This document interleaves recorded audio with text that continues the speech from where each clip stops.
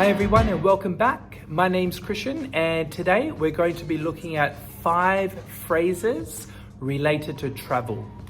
So the first phrase we're going to look at is to go abroad. To go abroad means to travel to a different country.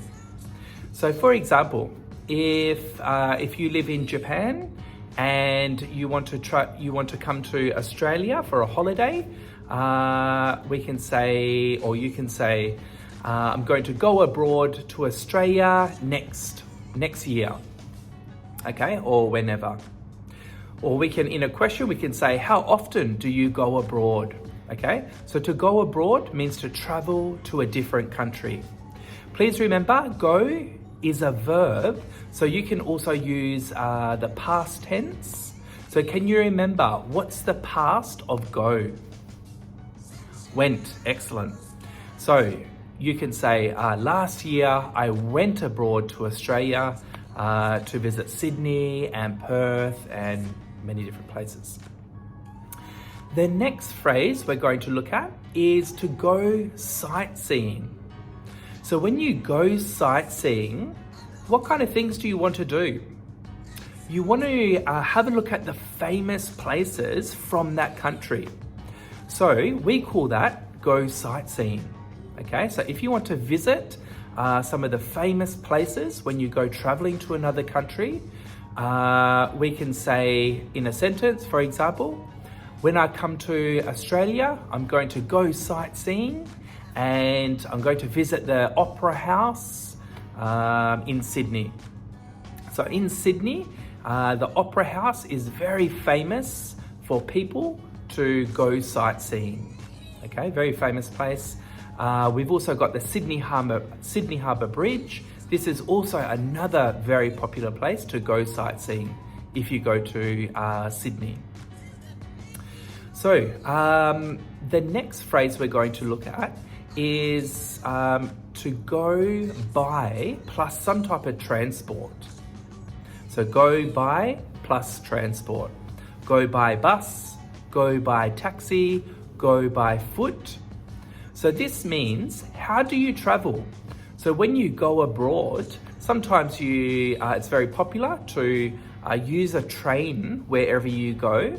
So for instance, which means for example, if you go abroad to Japan, very popular ways to travel could be by train, okay?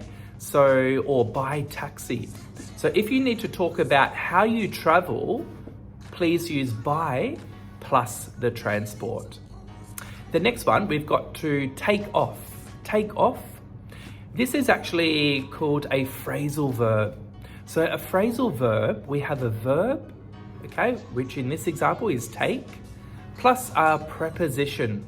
Preposition is like in, on, at, for example. Phrasal verbs can have many different meanings, sometimes 3, 4 or 5 different meanings. So depending on the context, depending on your story, people will know which phrasal verb you're talking about. So today we're going to look at to take off. So to take off means to leave. So I can say, what time does your plane take off? Okay, which means what time does your plane leave? And the final phrase or phrasal verb is going to be get in. Okay, so get is the verb. So can you remember what's the past tense of get?